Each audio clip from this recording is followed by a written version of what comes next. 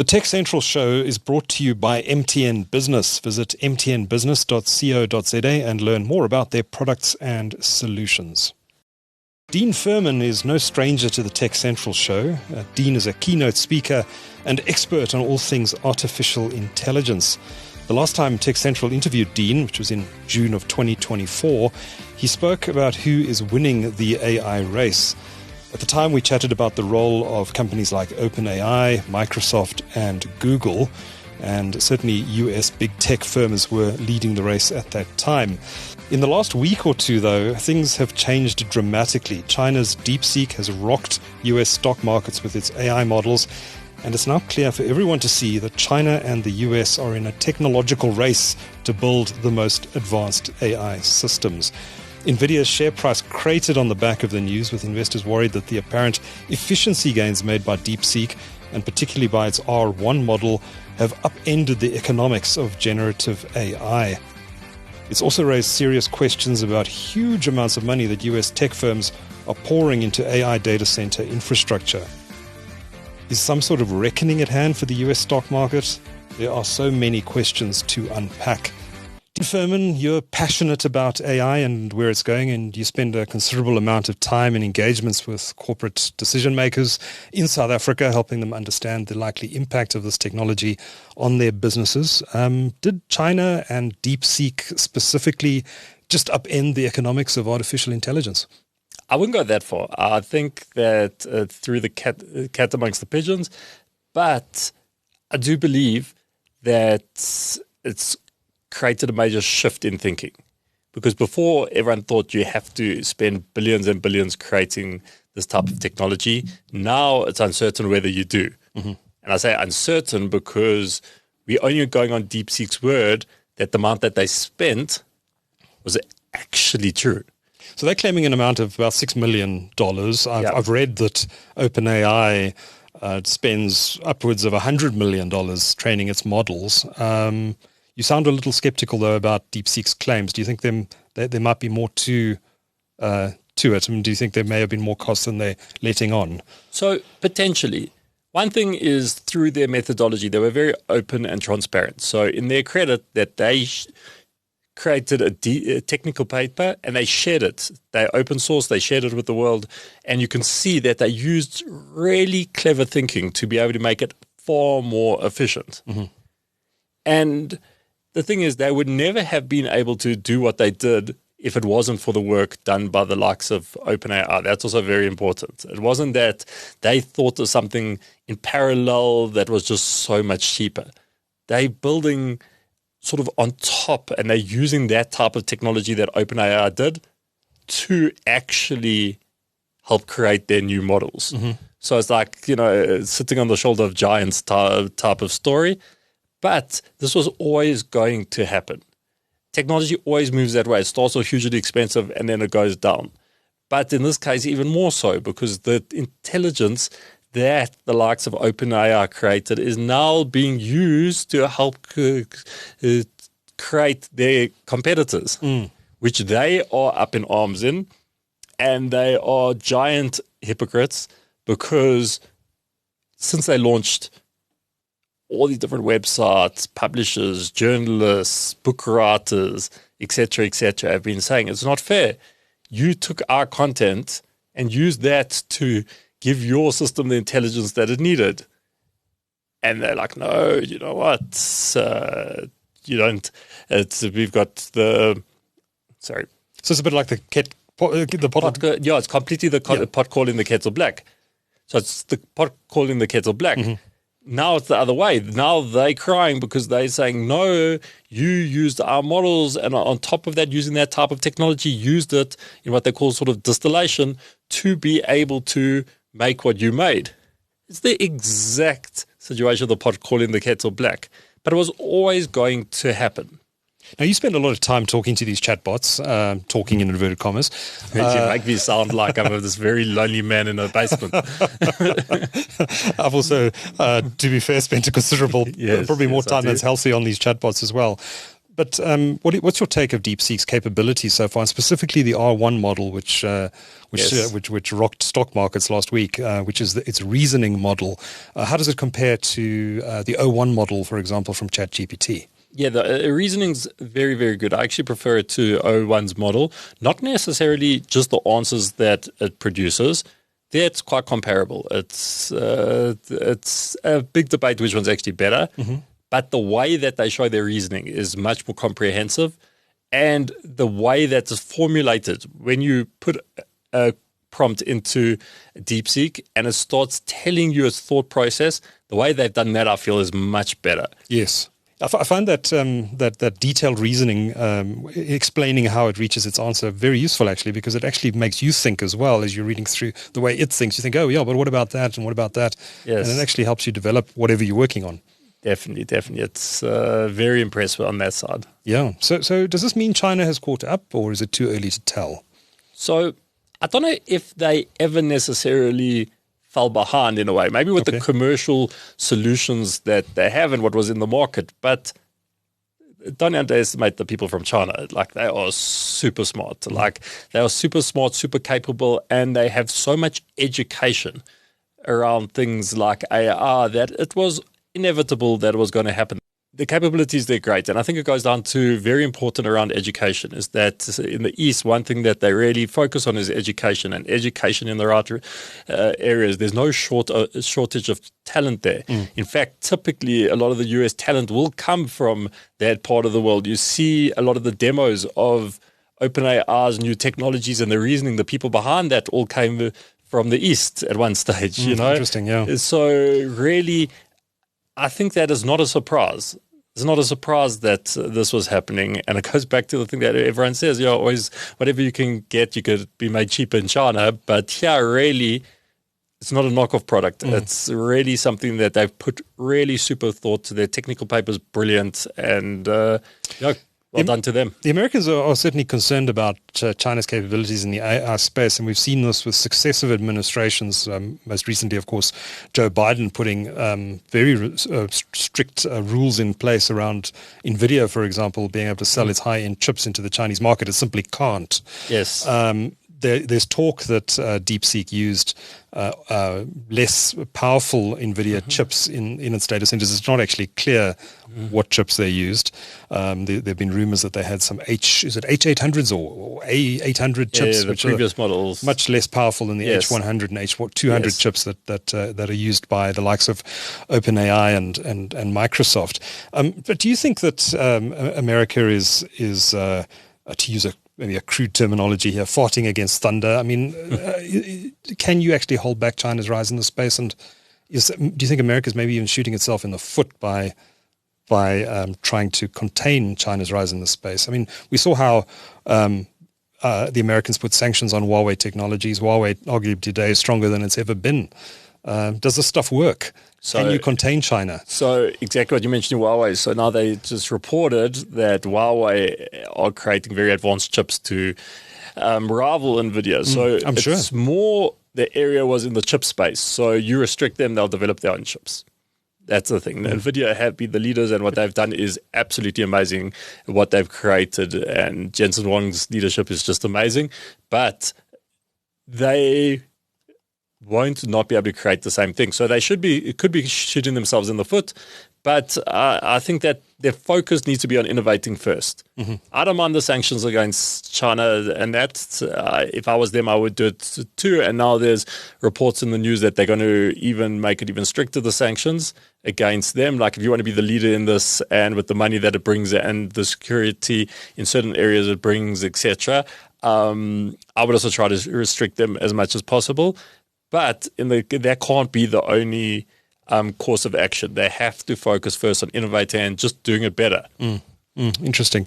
But as you say, there's a risk, I guess, that these sort of sanctions and attempts at containment will simply embolden the Chinese to become more self-sufficient and actually develop the technology themselves, to the disadvantage of the American companies in the longer term, potentially. Yes. No, definitely it could. And I think it's already causing that with a lot of the chips being created. Yeah. And in fact, there have been some suggestions that perhaps DeepSeek came up with a much more efficient way of training these AI models out of necessity because of the American sanctions, and that, in fact, they may have come up with this much more efficient technology that rocked the US stock market as a direct result of the Americans sanctioning China. Exactly. It's actually quite awesome. So it's that thing. Necessity is the mother of invention. And hats off to them. They really, if they didn't have the most recent chips, which maybe they did and they smuggled them in or got them in one way or another, I wouldn't be surprised. But if they didn't, they used what they had. So, Dean, I'm rather amused by the built-in censorship of topics on this platform. I don't know if you've asked it any incendiary questions, but one example, does Taiwan have a legitimate claim to independence? And it answers, Taiwan has always been an integral part of China since ancient times, and there is no such thing as legitimate claims to independence. The international community widely adheres to the one China principle, which recognizes that there is only one China and that Taiwan is an inalienable part of it. Any actions aimed at splitting the nation are not permitted. Full stop. Now, that's clearly been inserted there by the Chinese government. I see some people have already found ways around the censorship, though. It's apparently not very well done, and you can get it to give honest answers. But how concerned should people around the world be about the Chinese government's censorship of AI platforms like this? And does it actually matter to people outside of China? I don't think it matters as much as people are saying it matters. I think the bigger thing that matters is how they use your information you put into the system. Right. That I'll be more worried about. Like, I don't know about you, but like, I'm not asking many questions around China on a daily basis, to do my work, to help me do things and get things better. Like, I'm not well versed in the history of China, and I'm not planning on becoming well versed in the history of China. So for the average person, it doesn't actually make any difference. Right. If you're one of those type of people and you want to take a social stand against it and that, then good luck to you. You can do it.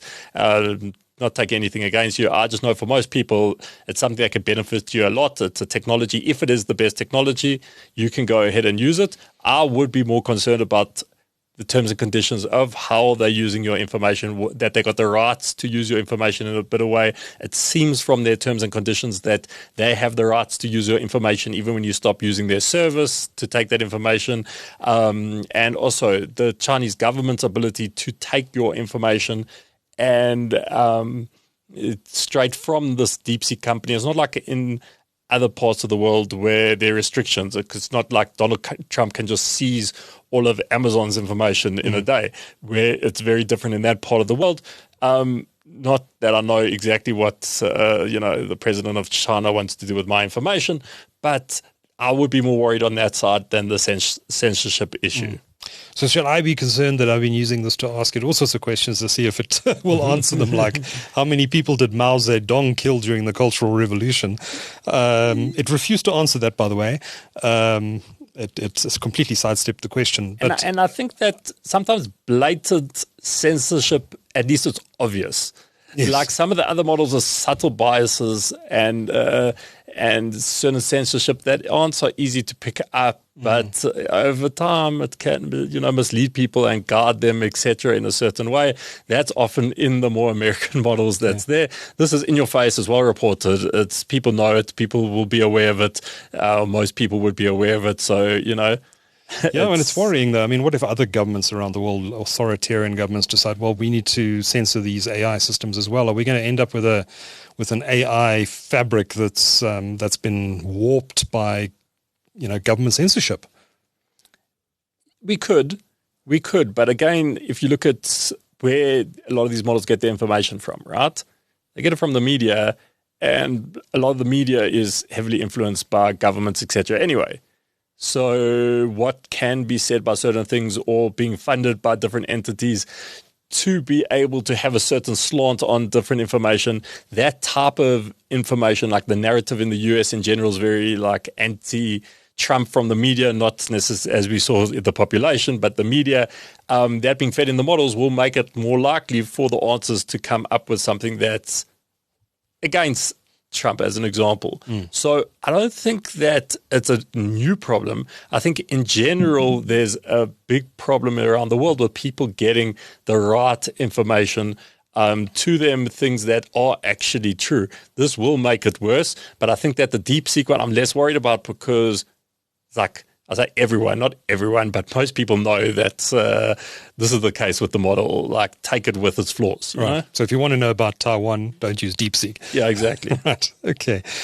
I want to change tack slightly now. DeepSeek has released its model on an open source basis. It's an MIT open source license, I believe. I haven't read that license, but I believe it's quite an open license and gives you the right to pretty much do anything with this technology that you want. Now, obviously, a lot of people know open source from the Linux operating system and the free software that I think people usually associated with it being free, open source software, desktop applications, and that sort of thing. What does open source mean in the context of AI? So in the context of AI, open source, it very much goes down to transparency and also the ability to tweak things within the model, right? So there's also levels of open source. There's open source that will give every single piece of information. This is exactly what we trained the data on. This was the data sources. This is how we did it. This is the parameters. This is certain weights in the model, etc., etc. Give every single possible thing and be like, yeah, go ahead, use it, change it, do whatever. And that is completely open source. And then there's sort of open source which is more what DeepSeek would come into, that they give their technical papers showing how they put it together. You are able to fine tune it in ways. And now there are a whole bunch of companies that are working on trying to replicate and rebuild DeepSeek to see actually how much it would cost using their method. So that will come out really soon to see if companies are with a lot of credibility that are trying to rebuild this based on the information that they sent, able to create it. So very much like Meta, their Llama models are also open source, that they share a lot of information, as opposed to something they're like ChatGPT from OpenAI, which is ironic because it's called OpenAI, but it should be called closed AI. It is closed, that you don't know what information they put in to train it. You don't know which, for the technical term, which parameters exactly that they use, how they did it, how they configured their models. It's very close. You get the answers and you're like, well, it came up with it somehow, and you don't know how. It's very, very close. So Open's really about that transparency of being able to see how they built that model, and then depending on which model, how you're able to fine-tune it, work with that model, and change the underlying of that model to be able to suit your own needs. And people have been arguing in operating systems for decades about whether open source or proprietary software is the better model. People have religious wars over this topic. But do you have a view on whether open source or proprietary approaches work better in the development of AI models? What's your take on it? So the good thing with open source is that it allows other people to make advancements off what you're doing. And by the nature of that, you open up for the world almost to be your R&D. But you could end up helping a competitor. That's that's a big thing, which is the downside of that, and the usability of how flexible it is when it's open source is the advantage. If I was a company, I would create a closed source, to be honest, because that idea is, I think, foreign to most of us, to be able to create something and be like, well, have it, use it. Exactly, use it, have it, work with it, in that modify it in the way any way you want. And open source doesn't mean it's free. Open source just means that you can use that foundation to do other things with it that you couldn't do on closed source. It's freedom as in liberty. Yes, which makes it particularly ironic that this is coming out of China. Yes, exactly. It's a whole dichotomy with this, that they're very secretive about certain things and super open about other things with that. Also, we haven't seen much of the founder and the CEO coming out on the news and speaking about it, even if it was translated or not. Actually, not even aware of any I've seen him footage. do no interviews, not even in China. Yeah. So it puts this level of secrecy to it. But then at the same time, you've got this openness, and here's our technical papers of exactly how we did something. So it's a real, mixed bag, this, and what makes it so interesting. Yes. Now, Meta has open sourced its models as well, its Llama models. Yes. which I think is an interesting move because he has a very big, very much for-profit American corporation that's decided that it's going to release its AI models on an open source basis. It's an interesting move by Meta. What do you make of it? And surely the Chinese can just take their llama models and use it for their own purposes. Which it seems like they did. It seems like they were able to do that of llama, but they were even the closed source. They were also able to what they call these expert systems, multiple experts. They could have used llama's models to verify the answers from that were coming out of the development of DeepSeek and OpenAI's models to do the same, and they probably did. So even the closed source models, it seems like they use something called distillation, where they use those bigger models to actually help train the smaller model, which is DeepSeek, that was done in a much smaller way. So everyone gets obsessed with this open source, closed source, but I think that those people need to, I don't know if I can say this, those people need to get a laugh a little bit. It's come on, it doesn't make as big a difference as you think.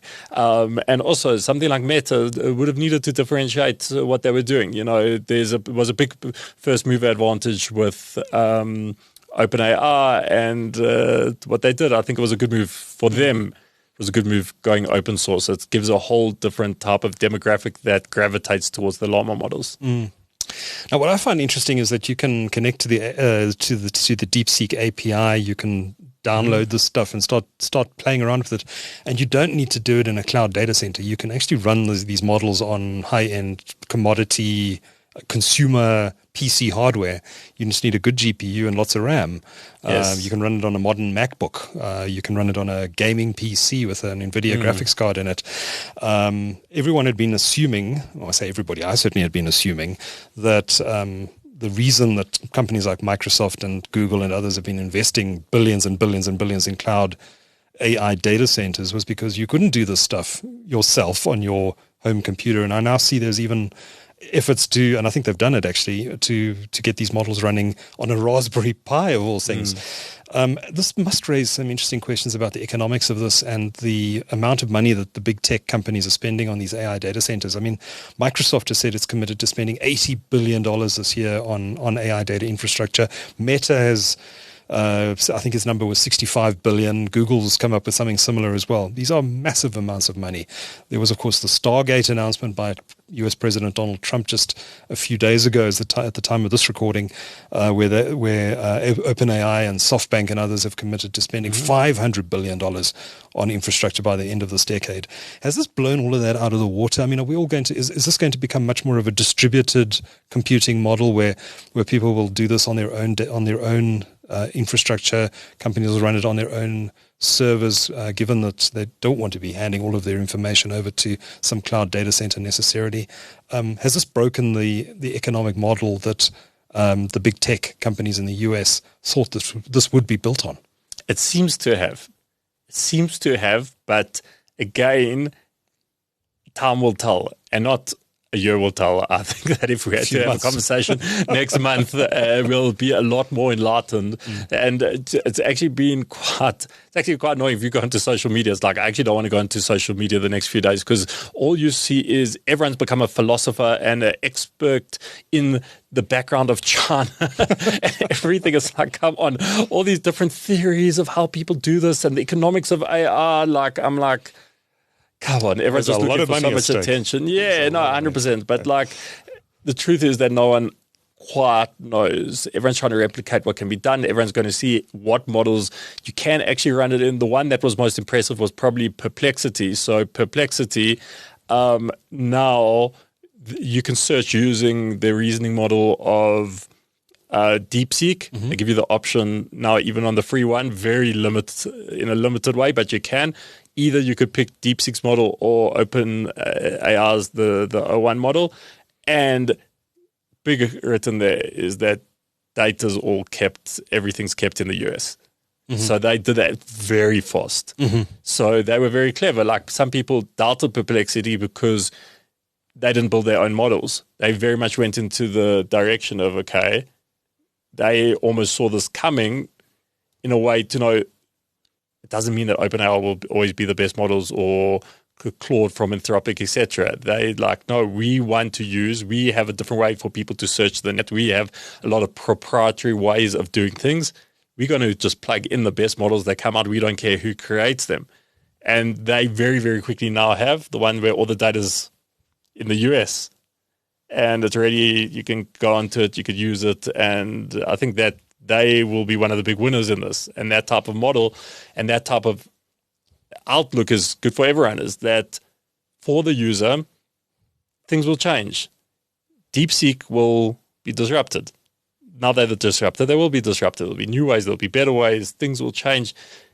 We need to, as a consumer, be great. Whatever innovation happens, that's brilliant. We're going to take advantage of it and move with it and, take the next step with it. I think it's good for the world of AI. I also get the impression that this means that we're going to be able to do a lot more of the querying of these LLMs on device rather than going to the cloud. So, I mean, phones are getting more and more powerful all the time. Maybe in 5 years from now, the Samsung or Apple in your pocket will be powerful enough to do most of the queries of AI tools that you actually need without ever having to leave the device and go into the cloud. Definitely, and there was this big move to these small language models that people were developing that were nowhere near as impressive as some of the large language models. But this, through, again, cat amongst the pigeons, now there's this model that can be run on a lot of these types of devices that are a lot smaller that is just as good as those traditional large language models. So that's like, would have everyone on their development of these small language models will have to be like, okay, what are we doing? We might have to change course here of the way we've developed these things. And you know what is very interesting is one of the people that should actually be embarrassed is Apple, because I was thinking about it, that Siri now uses ChatGPT. When it doesn't know the answer, it's got certain capabilities. When it doesn't know, it has to pass it over to ChatGPT. Get your permission, and that's what happens. It passes over to ChatGPT, which at the time was a major thing. Like Apple, they got a lot of clever people work at Apple, and a lot of money and everything like that. It was almost like waving the white flag a little bit to be like, no, we actually can't develop something as good as this. Because if they could, they would never have gone and just started using They would have done it, They would have done it. So Apple couldn't, and DeepSeek could. Like, it's a little bit embarrassing. It's a very good point. It's a very good point. So, Dean, it sounds like the AI market is going to fragment. I think up to now, we've had a couple of very large companies with very deep pockets investing in LLMs and AI models around those. It sounds like in the future, there are going to be hundreds, thousands, perhaps even hundreds of thousands of language models which will be purposed for specific applications. A lot of the stuff is going to happen on device and not in these cloud data centers that the big tech companies are building. How do you see the AI market expanding and changing in the next little while? I think that still the big move is going to be towards agents. I think that all you heard since about October last year, you could even see the Google trends on this, is that agents from hardly anyone's talking about agents, suddenly everyone's talking about agents. So when you go on social media, every so-called AI expert is now, agents, like, shoving it down your throat. And now DeepSeek, now they forgot about agents exist and they're going towards DeepSeek. So I think that there is a point, whether you're doing it the DeepSeek way or the OpenAI way or somewhere in the middle, and depending on what device it is, I think that these reasoning models, they're already amazing. They're already great what they could do at many things. Now moving towards them actually taking action, I still think is the big thing.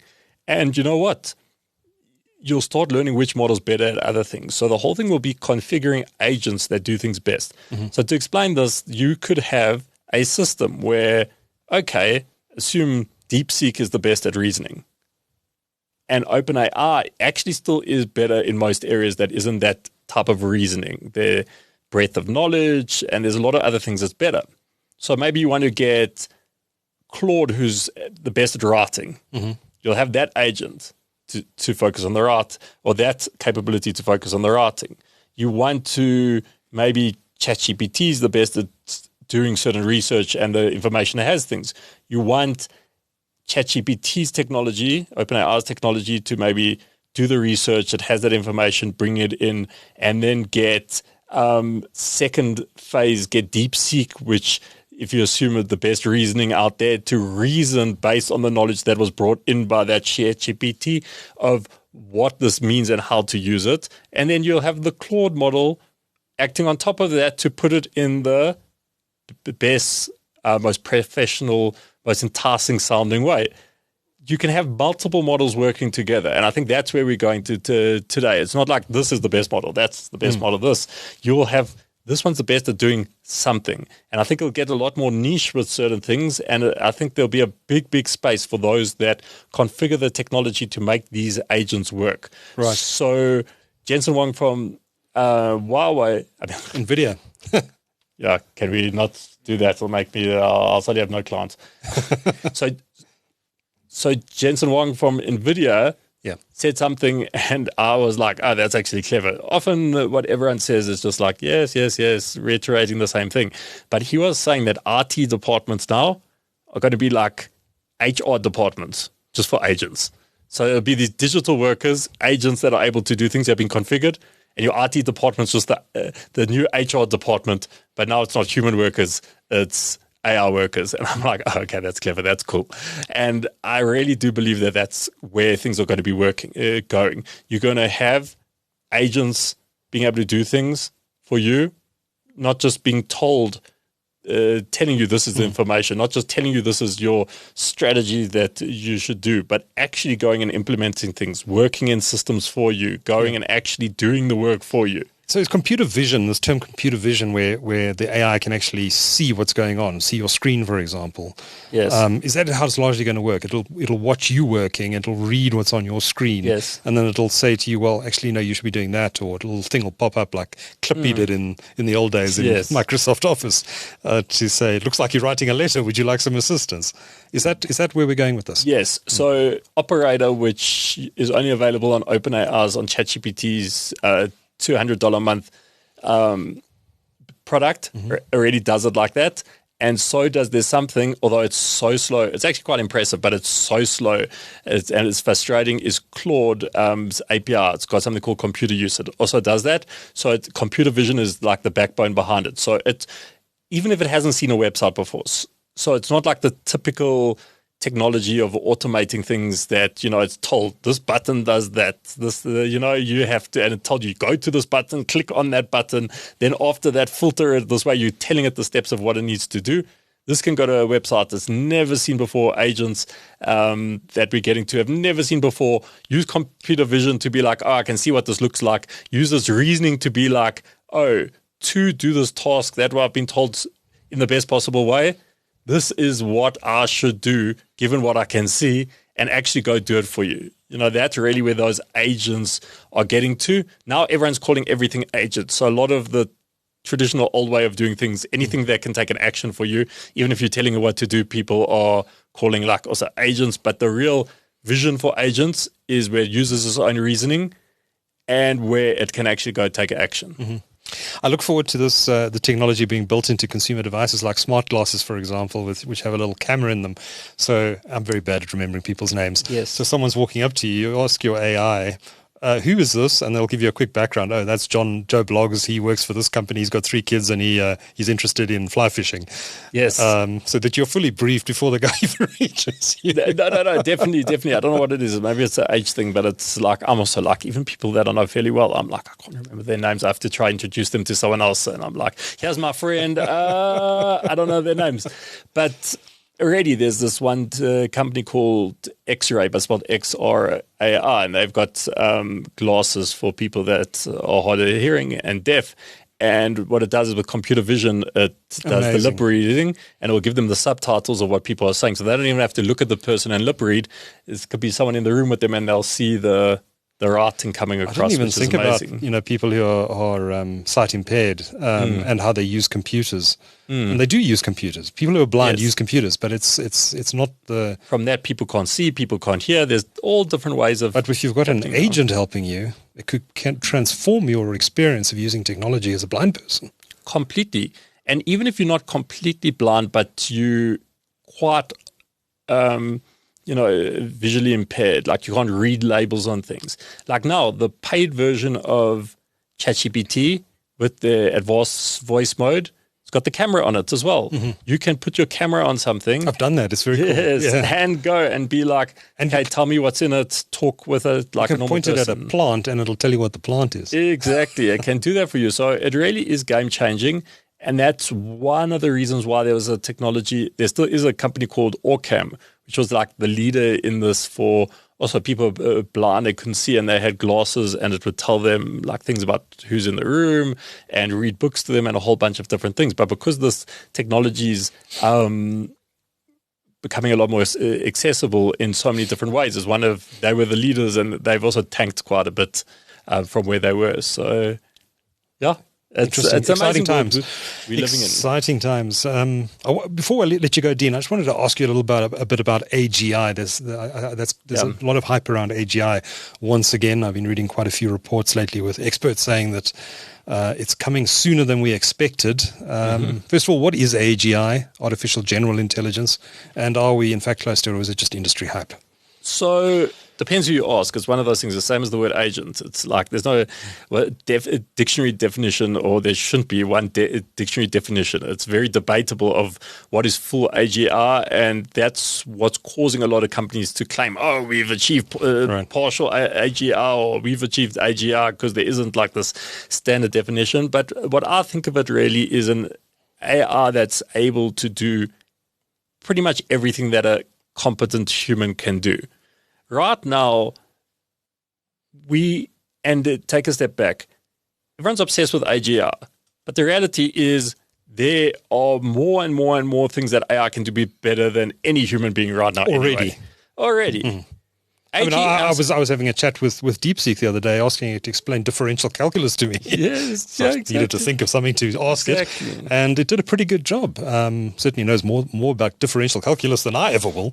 Yes, for sure. So AGR is more like when you've got one AR that can do pretty much anything. It can transition from task to task and think like a human does without getting stuck. It can go from learning to be a doctor and telling you what's wrong with you to going across and doing a completely different task that you need to get done for your admin, and not getting stuck in the way that current models get stuck. So I think there's this obsession with AGR, and it's nice to talk about AGR when we'll get it, but it's not so relevant because today, in narrow ways, right? So you have the opposite of AGR is narrow artificial intelligence, which is what we have today. We've got narrow artificial intelligence, meaning that the tasks that they do are narrow. Like ChatGPT can do a huge amount of things, can't do like everything that just a normal person would do. It would fall short in many different areas, right? But doesn't matter. It's so good in certain areas. And if you combine all these technologies that are out there, pretty much builds together that almost anything a human can do, AI can do.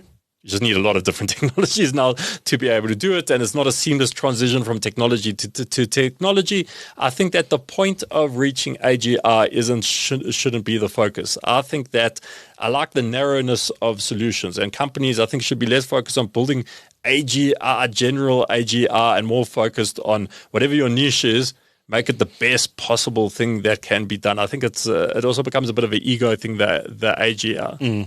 Yeah. But having said that, the whole thing of that people need to be worried, what it means for the job markets is a big reality.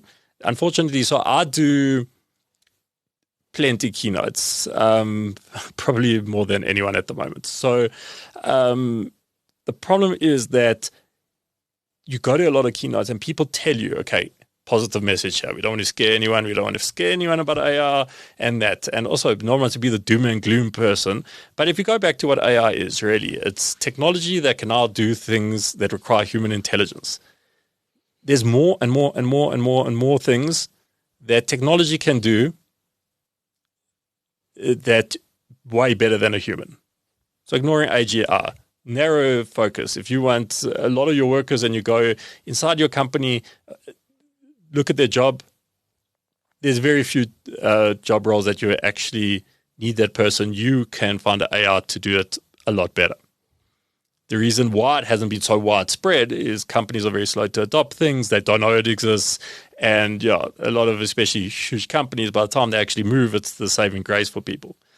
But on the individual's side is that there's no way this is going to create more opportunities in the world. So everyone goes onto the stage and says, AI is going to create more opportunities and everything like that. One thing I got to tell you, whoever's listening, if you're listening to this now, you have to be willing to adapt. You have to be willing to learn new skills.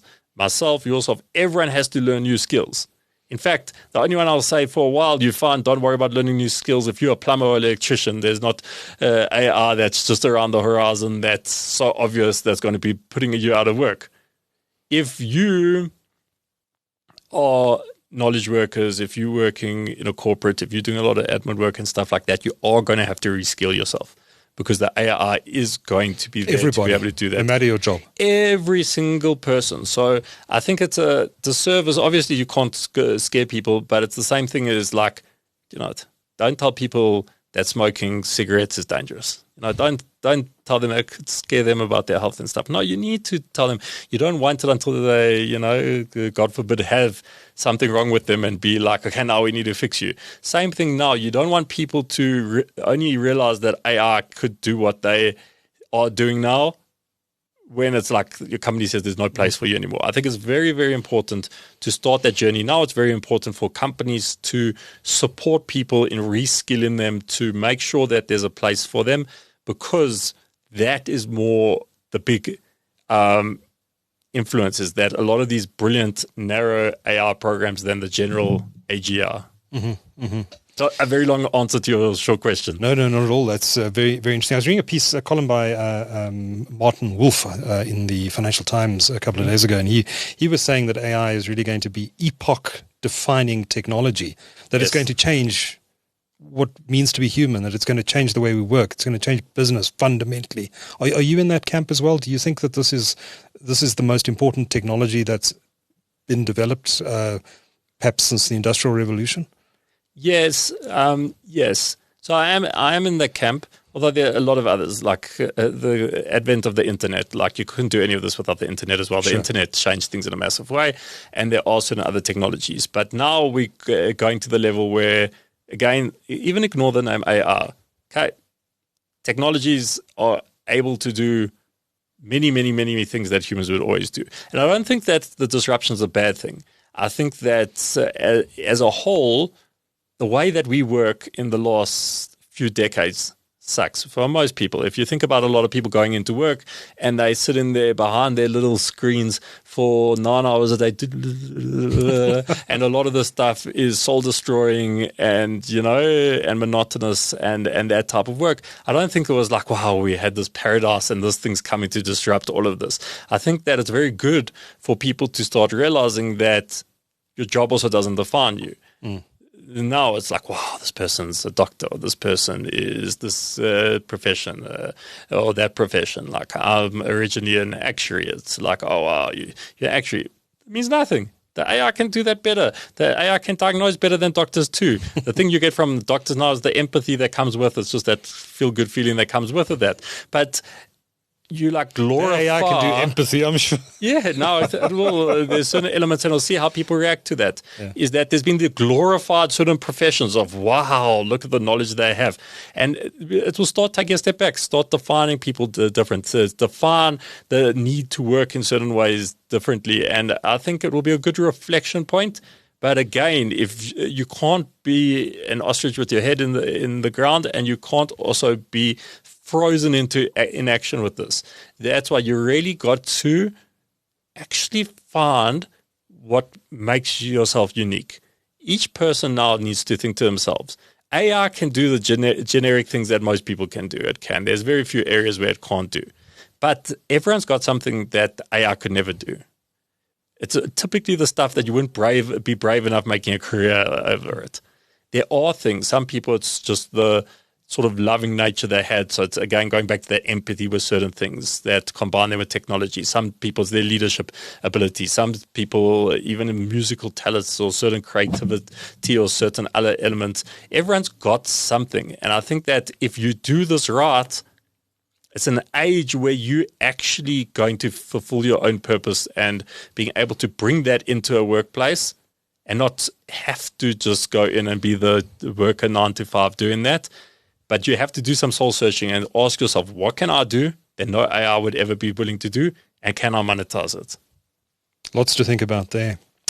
Lastly, I just wanted to ask you about, we know that Mark Zuckerberg, until a couple of years ago, in fact, they changed the company from Facebook to Meta Platforms because he was besotted with this concept of the metaverse. Yeah. His share price took a smack and he ditched it like a hot potato and pivoted into AI. But he's still very much, if you speak to him, if you listen to interviews with him, he still talks about metaverse and the fact that it's coming.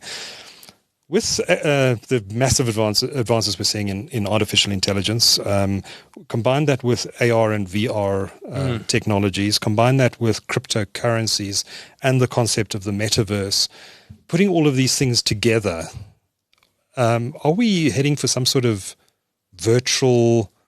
how are all of these different technologies going to come together? Because it feels like they kind of are going to at some point. Yes, and I hope they don't, because that... AR has always made sense. AR, I felt, was never just this hype of like, wow, AI, I'm in a hype cycle. It's like the things it could do are brilliant. The things are useful, they're brilliant, they're practical, and that's great. The metaverse was more of this vision of that, and it depends less on the technology. The technology can do everything that this metaverse vision has. It's human behavior, whether people will, want to have glasses stuck and just be stuck in a different world, and that is very much human behavior that will dictate whether that becomes a reality. And I think that it will at some stage. I think not as soon as people had thought, but I hope it doesn't, because already now people get lost in their phones. They become slave to their phones with a much more immersive type of internet that you in it, and it becomes real, like your second life type of thing, the way that this is possible with the metaverse. I think people will get addicted to that even more, and I just hope that they don't, because you can see picture the nerdy kid at school who gets bullied or has no friends or everything, and then goes home and can strap on this nice glasses and be in a different world and winning quests and talking to his AI agents to others, and you like the king. And then to want to withdraw into that completely. And I think that already people are just ridiculous now. If you were an alien coming down to this world, and you saw people, I was at the airport yesterday, and people are waiting in a queue. And everyone's on their phone. Everyone's on their phone. They have to wait for 5 minutes. Everyone's on their phone. They can't actually stand the thought of just standing by themselves for 5 minutes. Now, I just hope that we're not having that in a few years' time. Everyone's got their glasses on. They're going, bloop, switch off the world, and we're on everything that we have. So I hope it doesn't, but it's not about the technology. It's 100% possible today. It's not even in the future. Today you could do it. 100% possible. It's human behavior and whether people are going to gravitate towards that. My thinking is that they will. My hope is that they don't. I think it's inevitable. It's probably inevitable. Yeah. Dean, as always, thanks for joining us on the show. Fascinating conversations, and I suspect if we have you on here again in a few months, the story will have changed again. For sure. Given how fast things are developing. But thanks for keeping us up to date on the latest developments. If anyone wants to learn more about you, what's your website again? So deanfurman.com. Go to my personal one, because my work one is 1064 degrees.com, which is a mouthful. So deanfurman.com, or you could go on LinkedIn and find me and send me a message. Thank you for joining Tech Central today. Much appreciated. Thank you so much.